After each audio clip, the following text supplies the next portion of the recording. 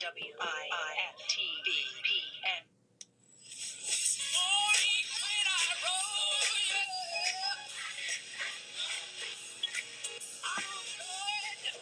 Chicago's Power Hour. I'm your host, Angie Mills. You got a while. Well, you got a couple minutes.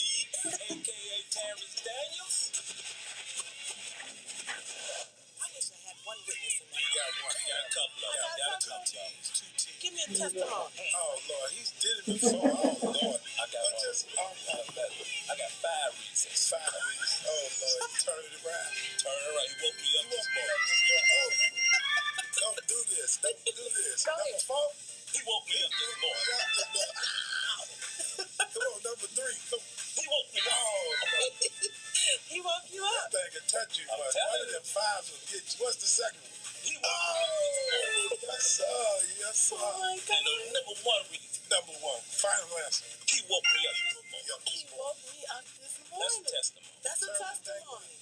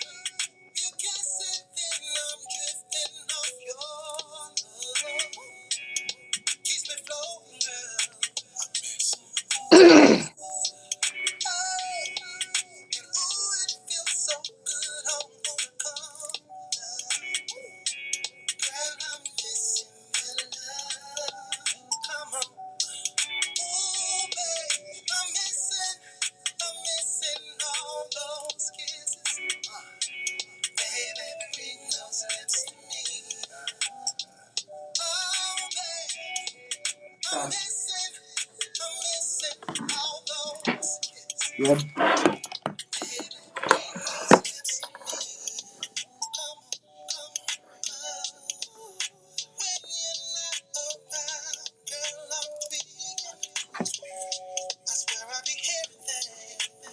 Robin trying to get the show started, bro. I'll call you when I get through. Good. Okay, cool. Good morning. Good morning. Go back out.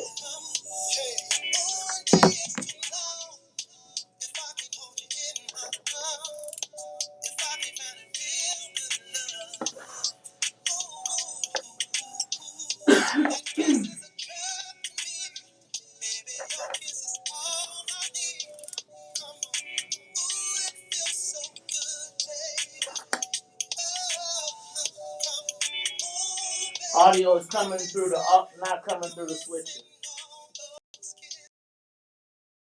Bring those lips to me. I miss it already, girl.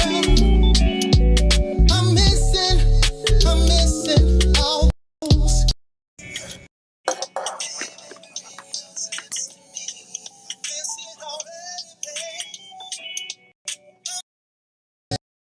Missing all those kisses. Baby, bring those lips to me. Oh, baby, I'm missing all those kisses. Baby, bring those lips to me.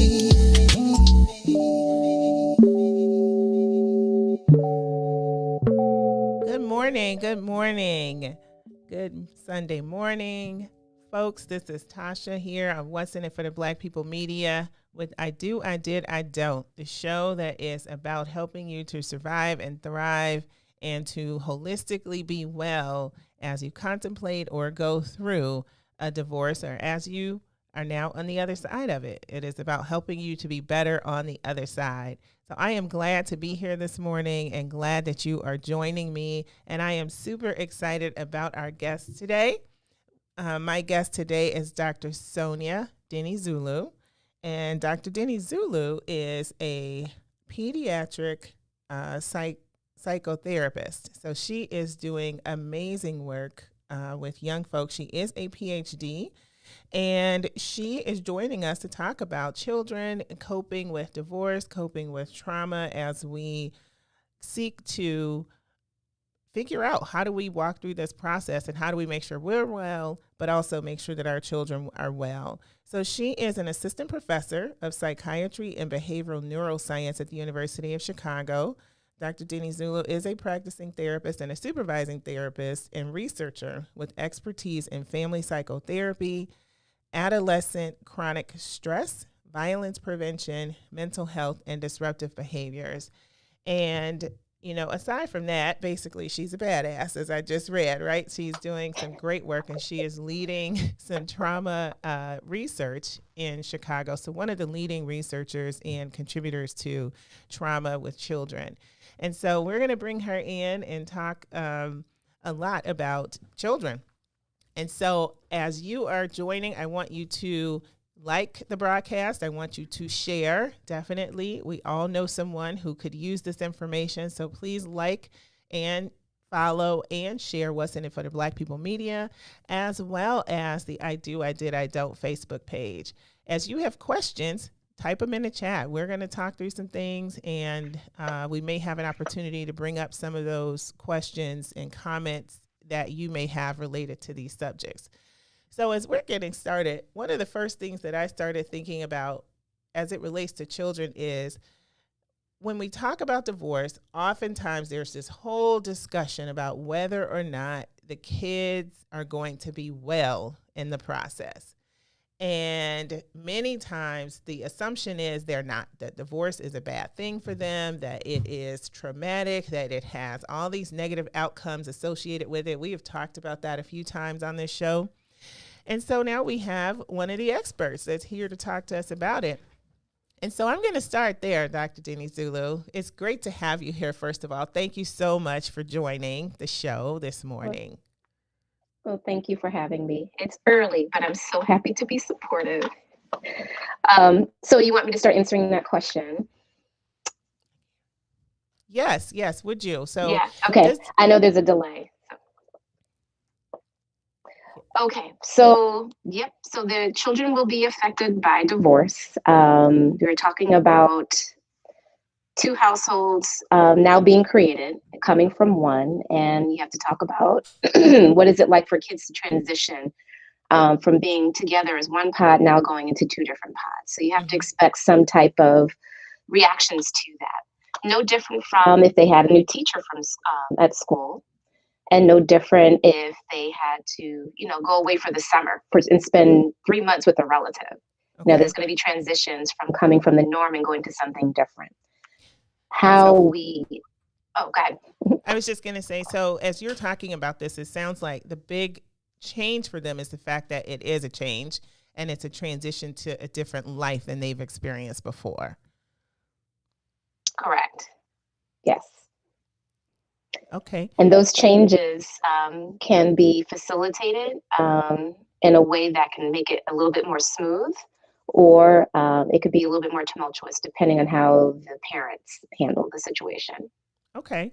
So is it, in general, is it just going to be tumultuous because there's change associated with it, or can it really be smooth? Because we seem to always think that this is going to be a very difficult process for the children. But I hear you saying it can be a smooth transition. It can be. It really depends on the child. It depends on how the situation is handled. Some kids have different, what we call internal resources. So things that they have within themselves. Some of the kids have stronger coping strategies than other kids. Mm-hmm. Some kids have been able to feel relieved that their parents are getting separated. And so some kids have asked for their parents to get divorced or get separated because it was just too much negativity within the home. So it really does depend on the child, and the parents really need to know their kids. Even with those who may be able to handle the situation a little bit better, there's still going to be some sense of loss and grief And it's not related, grief is not always related to death. It's also related to losing something that you once had. Okay. So as a parent, then you're walking through your own grief process as you're dealing with the impact of a divorce or separation, or, as you're deciding what you're going to do, you're walking through that and dealing with your own grief. And then layered on top of that is the children having to know what they need and supply what they need in order for them to be well at the same time. I think that's a tall order for parents, especially when it is it was unexpected or it's very contentious. It can be a very difficult thing for parents to walk through and have to make sure that the children are being well. So I heard you say this is really about, you got to know your kid, you got to know your situation and understand how that relates. So can you tell us just a little bit about how a parent might assess what's happening with their child, and if they know that their child can be what do they need to look for? Yeah, it's a really good question. So one of the things, you want to ask, talk to your children about is just, the reasons why the divorce is happening. And it's not the reasons that you may share with your girlfriend or guy friend or another friend or family member. It's a reason that's going to be developmentally appropriate for your child, even if they are teenagers. Sometimes parents can be so hurt about the reasons why a divorce happens, and they feel like their kids should know that, well, really it's the other parent to blame. And again, save those conversations for the other people who can handle that information. Okay. The kids, so that's one thing, to make sure that they have an understanding. And then, to, talk about how we can try to establish a new normal, and that the common goals are going to be shared between both parents so that the kids can feel safe. So that's a couple of strategies. So if your child is one of the children that really just has a hard time with transitions, what kinds of things could you, just in general, even when they're good transitions, it's just not what they've expected. Their mind is sort of set to, this is what we've planned, this is what I'm expecting to happen. And so if that is your child, then how do you help them to get through the process? Yeah, for those kids who may have difficulty with transition, I think it's going to be the same pretty much strategies that you have to repeat over and over again. Mm-hmm. So it could be the same words of, we know this is something new, and validate how they're feeling. We know this is really tough, and you may be angry or sad. So validate what they're experiencing, rather than saying, well, you shouldn't feel this way. It's been a couple of months. Why haven't you adjusted? Mm-hmm. So you definitely want to just be at their level. It's going to take time for them to transition, and then come up with the structure of like rituals and routines to help them know that this is predictable. Sometimes with transitions, kids worry about like what's going to happen, and I don't know what's going to happen next. Yeah. So having, like, when you go to mom's house or dad's house, or even for same-sex couples, like when you go to either parent's house, you want to make sure that, hopefully in both households, they can be the same routines that could happen. So for example, still have a bedtime routine, like both parents keep up with reading books to the kids if that was something that was done before. Eating meals together, for example, if that was something that was done before. So hopefully the more alignment between the two households can help with the transition as much as possible. But it's going to be tough. You're going to have compassion and be really patient, and just roll with some of the resistance our kids may give back. They have every right to, right? Yeah. So we have to validate, like, this is not their fault. Yes, and I imagine it's like their entire world is kind of shaking, and things are different for them, especially if they didn't see it coming or expect it, or they're not the children who were thinking, oh, these two people don't need to be together because of either violence in the home, or they're just seeing arguing and contention all of the time. It just doesn't feel like a comfortable, safe haven for them. And the sanctuary that a home should be. So when they're feeling that, like you said, there could be this sense of relief on one hand that the parents are divorcing, or separating. But on the other side of that, you've got kids who are like, wait, what just happened? Like, everything that I knew to be true and everything that I knew to be foundational for me is no longer the case. And that can be extremely hard to work with. It's like, having the ground shake underneath you in an earthquake. We're always very sure that we have a place to step and it's going to be secure for us. And now it's not anymore. It can just kind of open up and you never expect that to happen. So I can imagine from the kid's standpoint, it's a very, very difficult thing. I think I always struggle, and my struggle was dealing with my issues and having to be there and be the parent to sometimes put that aside and help the children. And having 3 children in 3 different ways of handling the situation was sometimes just felt kind of overwhelming. And I know that they needed their support and individually, but then I also needed that too. And so it's a challenging thing, but I think in general, as parents, we want our children to be well. And so we're willing to do what we need to do and sacrifice sometimes and make sure that we're well so that we can take care of them. And so you talked about this having kind of helping the children to transition to something new, this new life where they're in 2 different homes and they're, back and forth, or maybe they're not as, maybe often it may not be. Mm-hmm. But sometimes the breakup and the separation is very contentious, and that may not be the case. In those situations, how would you advise parents to handle that with their children when they may not have that same continuity? Yeah, all we can do is just try to get our parents to possibly get their own therapy to help them be better co-parents, to co-parent better with the other person or with the other parent. The truth is that, there's many families that I've worked with when the parents were continually to be contentious for a number of years, it affected the kids. So, I am the kids' therapist, but not the parents' therapist. So I always recommend for them, if they can, to get their own therapy or seek some type of counseling through spiritual or religious means or through other friends, read books, because not everybody can see a therapist. Right. I want to recognize that because of insurance reasons or for whatever reasons. But the parents really do have to sit down and check within themselves, like, how much of this is really hurting my kids? Is it really worth having a conflict with the other parent? When we have kids, you take there is no oath, but I guess there's an oath, depending on what your religion or spirituality is that you make, that when you have kids, you're fully responsible for their care and their well-being.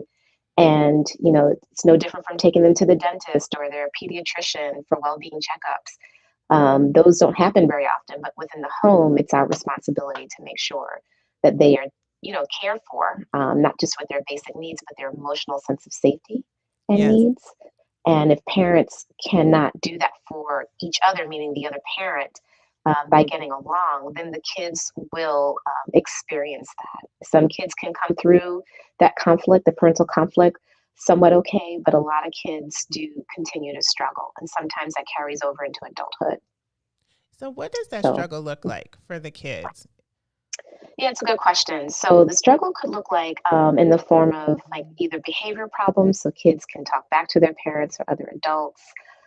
They can have, and this is going to look, behavior problems is going to look different for different age groups. So for younger kids, it might be having more tantrums. For school age kids, like meaning from like 1st grade up until like 8th grade or so, or 5th or 6th grade, it could look like behavior problems too, but also just the type of behavior problem wouldn't necessarily look like a tantrum like a 2 or 3 or 4-year-old, but more of a tantrum for those kids in that age group could be, again, just talking back, possibly getting into arguments with other people, mimicking what they see with their parents. With their teenagers, same thing.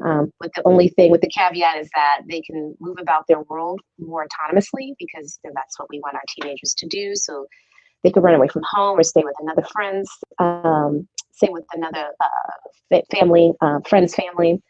They could also argue and talk back and get into fights, have chronic irritability with other people. Yeah. So those are the destructive, like the behaviors. But then we have the internalizing, meaning the kids who may not necessarily act out, but they just take stuff in. So they can be more withdrawn. more irritable as well, but not saying anything or doing much and not wanting to be around family members. So there's two different opposite ends. Okay. Okay. And so some of that sounds pretty normal for the kids. So how do you know when it's abnormal, I guess, or when it requires additional attention because of the situation of a divorce? Yeah, so there's a couple of ways I want to talk about this. One, let's put it in the context of if the parents are co-parenting pretty well. The first year is going to be the hardest year because, again, it's going to take a while for kids to undo, depending on how long they've been living with the family, it's going to take a while to, like if they've been living together as a family for 10 years or even 5 years, a lot of their growth and development happens, a lot of the important things happen within the first 5 years of life. So you have to expect it's going to take, quite a bit of time for the transition. Yeah. But during the transition, if the parents are co-parenting well, keep the kids out of the middle of the conflict if there is any conflict, and they're providing, routines, structures, occasionally they can do things together as a family. So let's say things are going well and the behaviors, again, like you said, are normal, they're acting out, or withdrawn, or not doing well academically. But, if things don't get better within, I would say about a year, and that's a long time. So you want to monitor over time. Then, you might want to see someone. The other thing I want to mention too is that, sometimes academics can go down and some parents are like, I can't wait a year for the grades to go back up. So, again, you want to pay attention to the grades. You want to check in with your child to see what their needs are. And it's okay for them to be in therapy. Even this is normal stress. Like people think you have to go to therapy for a crisis. So I would recommend if you're able to get some counseling around this to start a little earlier, before the year is up. Now, for those families where the conflict is really evident, and the kids are seeing it and they're put in the middle, that you'll probably start seeing problems more intensely right away. And then the problems can be enduring for as long as the parents maintain that family system to be conflictual. It will have an impact on the kids. And I've worked with kids I have one case now for 5 years because the parents continue to have conflict. And when we talk about family systems, when one person's affected or two people are affected, the whole family system is affected. So in a sense, we're saying that parents, caregivers who are not able to manage the conflict are keeping the whole family in conflict. Interesting. So it becomes really challenging. Yeah. All right. For those joining, you are listening to I Do, I Did, I Don't on What's in It for the Black People Media. We are talking with Dr. Sonia Dinizulu about children and coping through divorce and strategies for parents to help your child to thrive through a separation or a divorce. And we were just having a conversation about the fact that some of the damage can be long-term and enduring to children if they are experiencing continued conflict in the separation or the divorce between the two parents. And I'm wondering what that enduring damage, I guess is the way I would say it, but what does that look like then for the child? Yeah, so some of the kids that I've worked with currently and in the past, when the conflict is enduring, and then talking about just now, I haven't talked about young adulthood, emerging adulthood, but risk-taking behaviors for our teens, if the conflict started in childhood, now it's spilling over still into adolescence. It could be teens experiment with drug use anyways, but it could be more chronic drug use.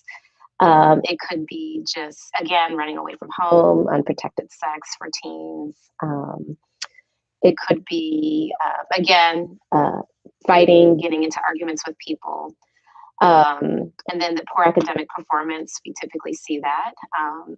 Not for every teen. Again, some teens, have ways to protect themselves from the divorce or separation. And so some kids find that, doing well in school gives them a sense of purpose and meaning within the school community. If they can't find one within their family community, they get it from the school. So I don't want to say everything is going to be bad. I'm just listing a whole bunch of different things, but you really do have to know your kid. Every kid is resilient. That's why I love working with kids. They're so incredibly resilient, and every kid has some level of strength.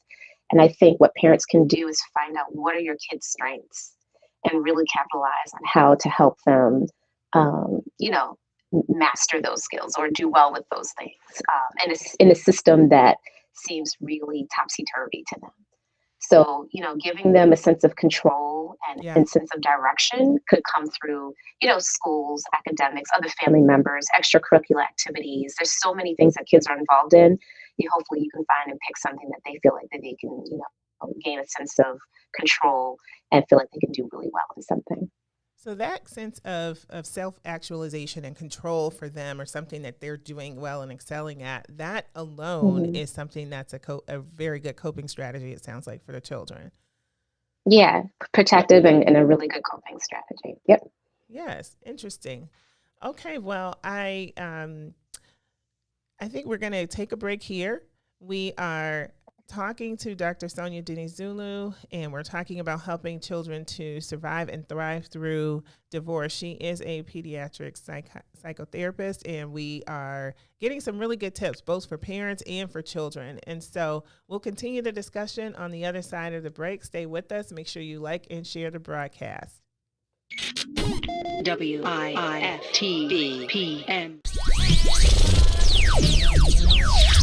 Welcome to Inhale, Exhale, you guys. We are your health homegirls, Dr. Tanksley and Danny Time. We are being joined today by a guest, Samantha Allen, who's going to work with us today about attachment styles. The overview of attachment styles is basically how we connect with people, how we have relationships. And I just want to clear up, it's not just about romantic relationships with your family, with your friends, how you host relationships, period. It's important to look at yourself and figure out, what am I contributing to the relationship, or why am I attracting this style of a relationship? So all the attachment styles develop from your caregiving style. They say that from 0 to 5, you have already developed your attachment style. If you had a secure attachment style, your parents were very in tune with your moods, in tune with your behavior. They kind of soothe you when you cry. For secure, you grow up to be more communicative. You have good communication style. You feel positive about yourself and about others. You just have a healthier, you're able to set healthy boundaries, so on and so forth. And that just comes from the love, attention, and caregiving that you were given as a child, which usually develops a secure attachment style. So on that note, with healing these things and changing your attachment style, we're reprogramming ourselves. Right. It's like our inner child that is showing up in these anxious, attachments, and we are wanting our way. We're reprogramming.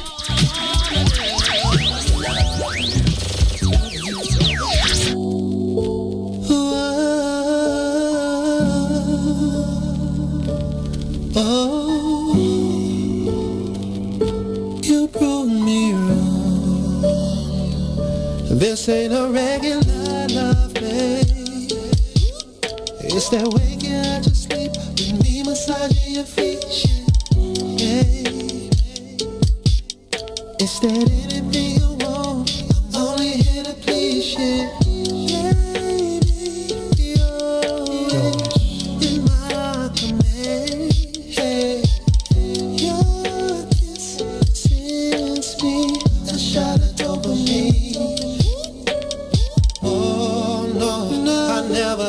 Interest in love until I met you, and I don't know if it's real or is it just a phase I'll go through, but I feel that it's true. We don't need no labels, babe. What we got is something different. We don't need no labels, babe. Lady, we don't need no labels.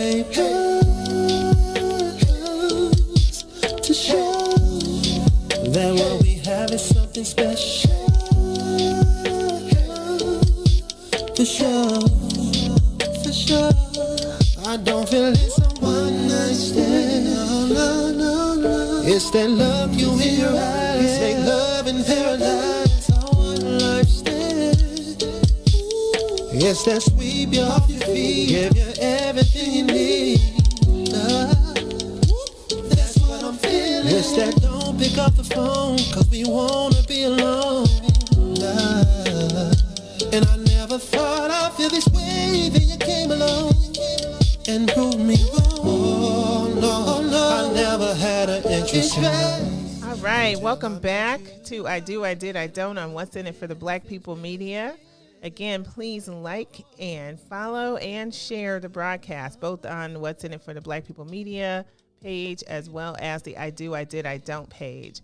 We are talking today about helping children to survive and thrive through a divorce. And we are speaking with Dr. Sonia Dinizulu, who is a leading doctor and a leading therapist in this area. She's actually an assistant professor at the University of Chicago in pediatric psychology.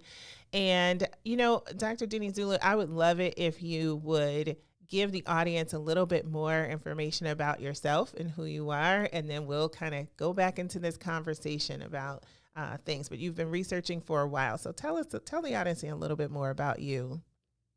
Sure. So, I don't know how far back I should go. I'm from New York originally, not from Chicago. But my work in terms of what I do, again, I work with children, adolescents, and families, and young adults as well, who are just in need of, therapy to help maintain mental health wellness or to address any kind of illnesses that they may be experiencing. And I worked with families, again, who have experienced divorce or separation. My specialization is working with youth and families exposed to chronic trauma or violence. And so I do a lot of work in the city of Chicago, mainly through the University of Chicago and partnering with other institutions. But we are very, very vigilant about addressing community violence within our communities. And again, community violence is happening right outside of the University of Chicago doors. It's like, a stone's throw away, unfortunately. And I'm part of the team that is trying to build resources so that our communities can access mental health services through the institution to help address the effects of community violence. And we're also taking a public health approach, meaning that we're just not, again, taking in families or individuals who might have been shot or stabbed or wounded. So we're a level 1 trauma center, meaning that they can come to University of Chicago finally for level 1 adult trauma care versus going to the opposite ends of the city. So we're not just patching up people and sending them out the door. We're actually trying to provide case management, sort of case manager services for those people who survive. And a lot of people who are shot are not actually, they don't pass away, they don't die, they actually survive. And the ramifications that stem from that need to be attended to. So at the University of Chicago, we have a team of people, a group of people who are working with trauma across the lifespan. So for example, if a father came in, 27-year-old who might have been shot and has 2 kids or supporting family member or significant other, we can literally see the whole family for therapy in terms of the mental health piece. That's something, again, we have to treat the whole family when it comes to when one person gets hurt, the whole family system is affected. And the whole community too, honestly, is affected when things like this happen. That is amazing work. And we don't hear about that as often, that work is taking place at the University of Chicago. And so for anyone that is watching, if you find yourself in a situation that has been a very traumatic situation and your family is in need of care, do reach out to Dr. Dinizulu, reach out to the University of Chicago for support. I'm sure there is far more need than there is support available, but I would say reach out. Yeah. It sounds like they work with other institutions as well and may be able to match you with other places that can provide support for you. So amazing work and absolutely needed in the city of Chicago for sure, and definitely on the South Side. So I'm really glad that University of Chicago is now that level 1 trauma center and then providing that that support holistically for families and for the community. And so you talked about trauma. Is divorce, are children experiencing trauma from divorce? So we can level set that.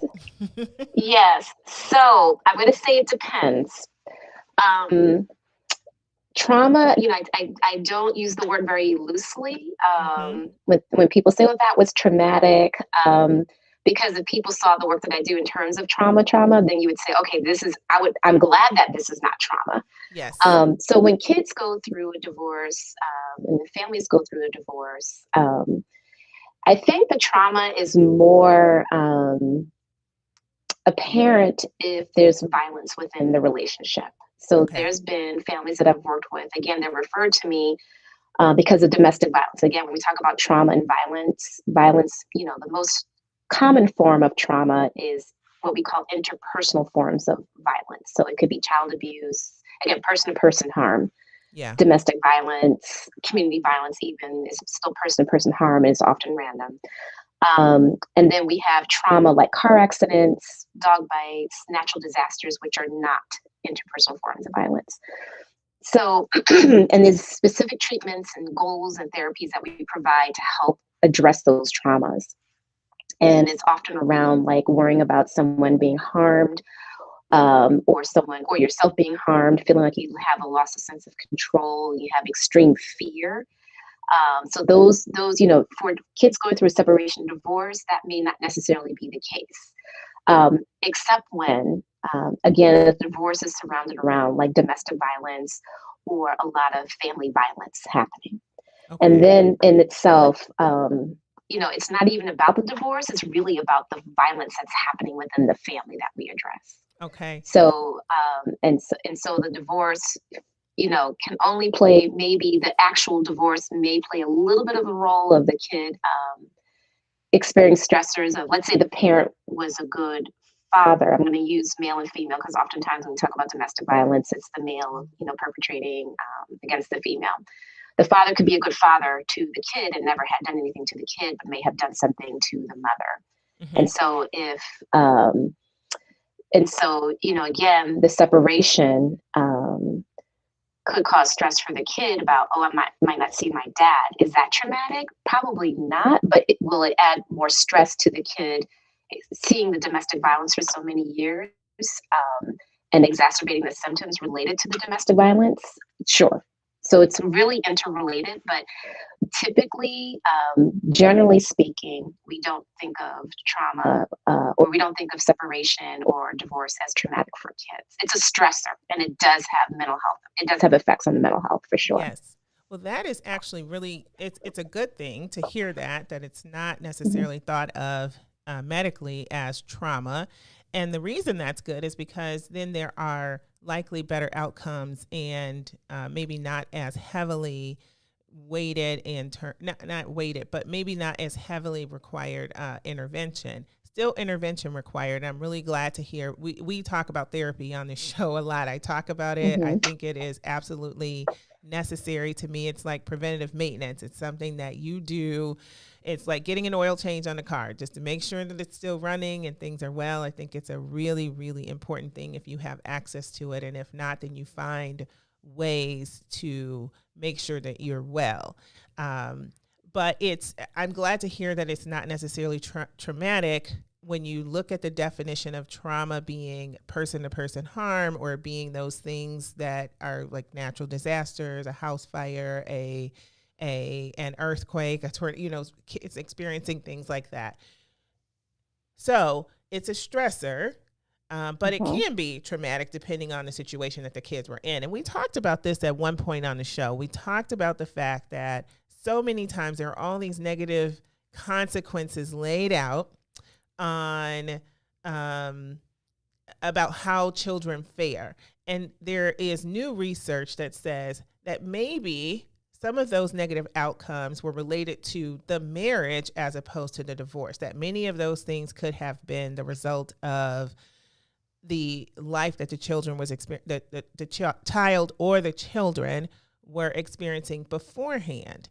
And so, there's this body of research now that is acknowledging that more, and not just saying that divorce is the reason for all of the negative outcomes with children, but many times it's a better situation for the children to get divorced when they have been experiencing something that would be considered traumatic. You're seeing abuse, you're seeing whether it's mental or physical or sexual abuse, things like that now are going to put the child in a better situation. So they're not necessarily worse off because of the divorce. Correct. Sometimes they were worse off in the marriage, and it's more important to have them in an environment that's going to be well for them.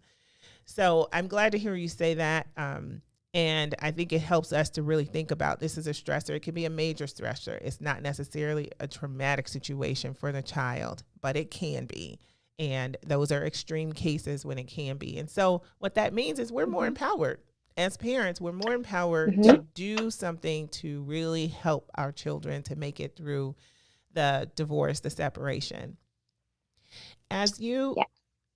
Did you want to add something to that? No, I was going to say, you're right on point. Awesome. So, as we think about this and think more about what do we do as parents, we've talked about some of the things that the children could experience at different stages. It could be tantrums. It could be that they're getting into fights. It could be the talking back and, throwing maybe larger size tantrums for kids that are a little older, so it doesn't look like falling on the floor and flailing around like it might for a 2-year-old. And then as they move into the teen years, it could be risk-taking behaviors, like maybe they're experimenting with drugs or using drugs or having unprotected sex, things like that. As a parent, then, when you are parenting children through that, we've talked a little bit about some of the strategies that we can use, especially for the younger children. What about those teenagers? Those can be really tough situations for parents to walk through and manage if we're talking about things that could be risky, like like drug use or sexual activity. And so what kinds what advice, what kinds of strategies should parents use to help their children in those situations? Yeah, this is tough. Again, the first strategy, again, is for the parents to co-parent well and to have consistency across households. Not every household is expected to be exactly the same. It can't be cookie cutter because parents are different. They have different parenting styles. They could have different parenting styles. But the goal is, number one, is to make sure that you have a lot of consistency across households.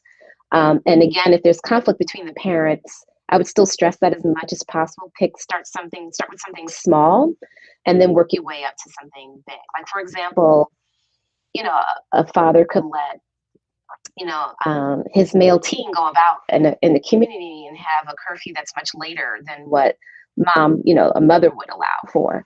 So come up with a negotiation of like, what's the common curfew that both households can agree to, and of course discuss with the teen. So that would be just an example of like, how do we keep consistency across the households?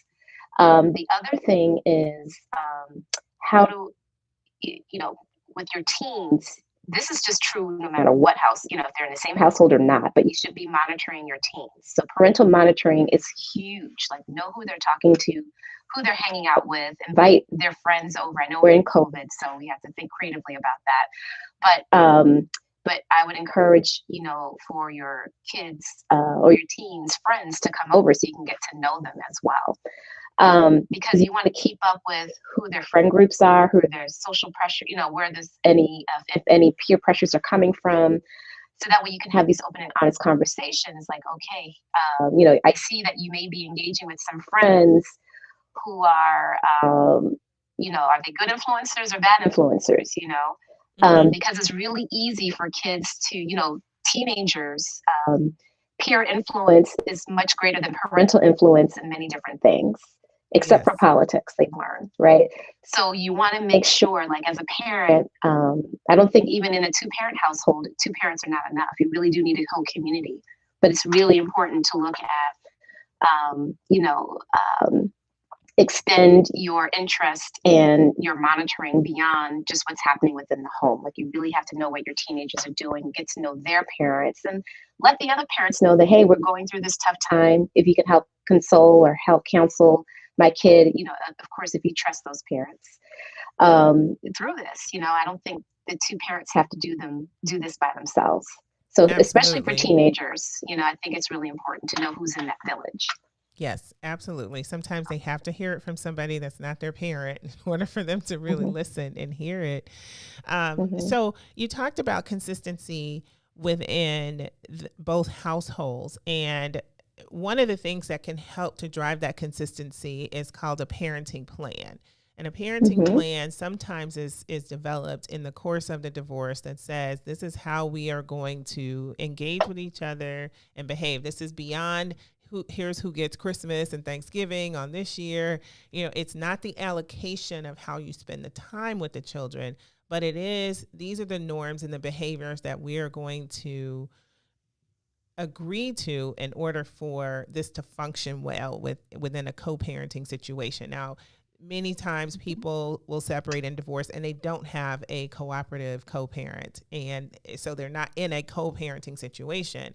But in this situation where you have the children moving back and forth and both parents have a decent amount of time with the children, it's important to have that parenting plan, which oftentimes can be developed, like I said, during the course of the divorce or afterwards. It's something you can work with a mediator, something you can do on your own if the two of you can sit down and have a conversation about what's really important, what are the behaviors you see, and what are you trying to help your child walk through in order to continue to be well. So something to keep in mind is, do you have a parenting plan that can help lay out the kinds of things that will drive consistency for the children? And if not, something to consider actually doing. Do you actually do any work where you might help parents to develop that in the, it's not your body of work necessarily, but have you ever helped them to develop a parenting plan? Oh, absolutely. We do plans all the time, even outside of the context of divorce or separation. So it's the Okay. same phenomenon, same rules that apply in terms of, like, we call it family problem solving or collaborative problem solving. With the work that I do, when we come up with plans for families, whether they're separated, divorced, or going through that process or not, we always get the youth voice and get them involved in helping to create this plan. So yeah, this is something I do. It's just that the strategies don't change. It's just the context may give a different reason and may give more conversation around the plan in a different way, but the strategies are exactly the same for the most part. Okay. So I always Yeah. like to give people some solutions. Like, we talk about some of the problems and solutions, and we've sort of been talking through that. But what kinds of things then should they build into a parenting plan if they're thinking about that and trying to make sure their child is well? We've talked about consistency a lot, and things like probably activities that the children are going to take part in making sure that they can do those activities when they're with either parent. It's bedtime. We talked about that. It might be curfew. What other kinds of things should they consider building in and having those conversations with the other parent about driving consistency so that the kids feel some kind of level, stable ground? Yeah. So I think talking about a sense of safety, so emotional sense of safety. Mm-hmm. So when things go wrong, our family should ... So I think of, how to cope with a stressor that could pop up in the family because, we're not together for Christmas and we always had Christmas together. And now we're not doing it together because, one of the parents is off doing something else and the other parent is not here. Right. So, I'm just making this up. Or it could be, to help us reduce stress or conflict. Maybe, again, if the relationships are healthy between the two parents, maybe as a family, we do spend some time together on these particular holidays, So again, the emotional sense of safety is helping kids feel like they don't always have to be in distress because they don't have what they used to have. And so I think talking about, this is just an example, again, talking about coping strategies on how to deal with something when something goes wrong. So, or something doesn't feel good to the family. So it could be that we saw our parents argue over something and it made me feel upset. So how do we handle that? Like, our parents are not able to exchange words, or they're really, really, shutting down and not talking to one another. And it doesn't make me feel good as a kid or as a teen. How do we handle that? Right. So it could be, whoever the teen is staying with, they can talk to that parent and then hopefully that parent can then share that information with the other parent. or that's, again, this is putting somebody in the middle if this approach was taken in terms of the teen talking to both parents, because then that's too much, right? Yeah. But it happens. So I'm only mentioning it because it happens. Even if I say, please don't do that, it still happens. So I'm just throwing it out there because that is still a strategy, but it may not be the best strategy. But the big picture is talking about emotional sense of safety, coming up with a safety plan around that when things become really stressful or distressing. How do we handle that level of stress within the family? It could be going for a walk. It could be like breathing together. It could be just problem solving together. So again, we always talk about routines of like bedtime is at this time. We always talk about, who has who on what holidays, but I don't really see in plans like when stuff goes wrong, how do we handle it together as a family? How can we write that down? Okay. So that would be my recommendation. And that's what I do normally, again, outside of kids who are divorced or separated. We talk about that in the family plans, but I often don't hear like courts talking about that. Or when I do get, parents, they're talking about their family agreements in court. It's never talked about in that way either. Yes. So parenting plans absolutely should have a few elements. Number one, how do you maintain consistency across household and things like activities, bedtimes, even some of the expectations, I would say, around household duties and things like that. And homework time, probably. That's, not probably. Homework time is important. What should we, when things go wrong as a family, we do ... Very important piece that you understand how to engage with each other and how you're going to solve your problems together, or how do you just calm down? I am totally taking this lesson for today because yes, I could use this myself. So I'm learning a whole bunch at the same time here. So when things go wrong as a family, this is how we handle it, what we do. Definitely not something that's discussed in a parenting allocation plan as a part of the divorce and that gets entered with the divorce decree. It is not in there. So what are the other norms about how we engage with each other and the children? And so I could see how this gets really, really sticky really quickly, right? Because you've got a child that feels more comfortable talking to one parent versus the other. And so they may mention how they're feeling or what they're experiencing to one parent, and the other parent is not so happy about that because they didn't work through it with them.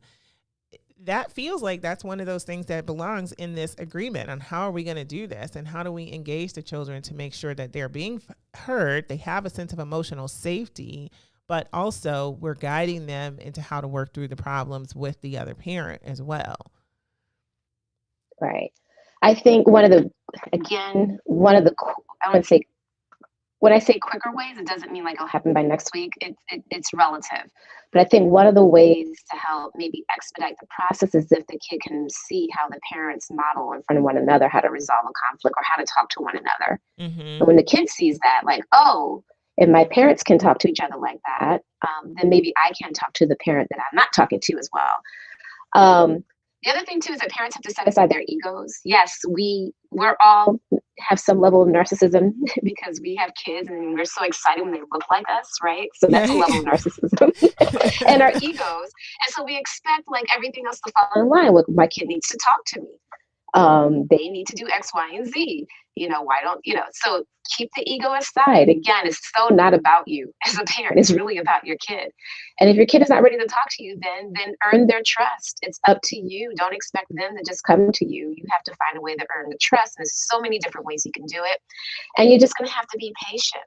And also keep in mind that it's helpful that the kid is talking to somebody. And if it is the other parent at the moment, it doesn't mean that you're the worst parent or the lesser parent. It just means that your kid is just finding a sense of safety and security in one parent at that time. And it's not a competition. Like it can happen and it will happen. Again, a lot of factors I think have to be put in place. It's a multitude of factors, and I can't partial out and say which one is more important than the other. I don't have that body of research in my mind in the moment, but I do know some of the common things to keep in mind is that modeling for your kids how to resolve a conflict with the other parent. And conflict is not always bad. Conflict is good. It helps build character. It's just a matter of how you deal with the conflict. That's when it's either bad or good, how it's managed. And then just earning that trust, spending more special time with that kid, coming up with, open-ended questions. So much of like, did you have a good day today versus how was your day? Or tell me the best part of your day. What was the best part of your day? And let them, fill in the blanks for you. But it's going to take time and patience. And, again, egos can be bruised when separation and divorces happen. And then you wonder if the kids are going to like the other parent. That's all normal to feel, but please don't let that get in the way of you being an effective parent. And remember, it's so not about you. Your kids did not ask to be here. They were brought into this world. And so, I'm a staunch advocate for kids, that, it's not their fault. And it's really our job to hold the emotional burden for our kids and stand by their side and be patient.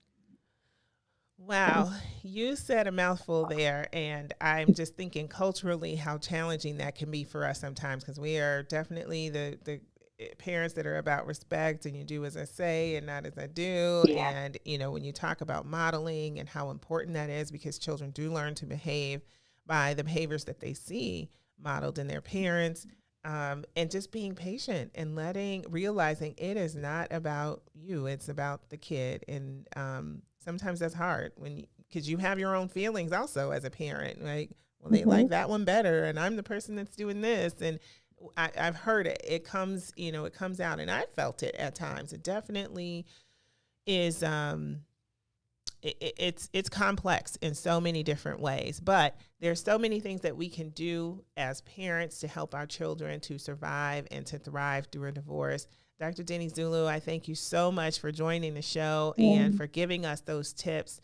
I want you to remember that a parenting plan can help you to be successful, and some of the things that we talked about building into that parenting plan to help the family be successful, to help the child be successful, and to help the children to be successful on the other side of a divorce. You can be well, they can be well, and there's some things that you have to do in order to get there. But thank you again. You guys have a wonderful rest of your Sunday, and you can be better on the other side of divorce. Thank you for joining today. I say you clingy and you contradict. Give you my heart, you think it's counterfeit. Give you my word and you won't trust in it. What's the point of loving me if you don't know what trust is? I need the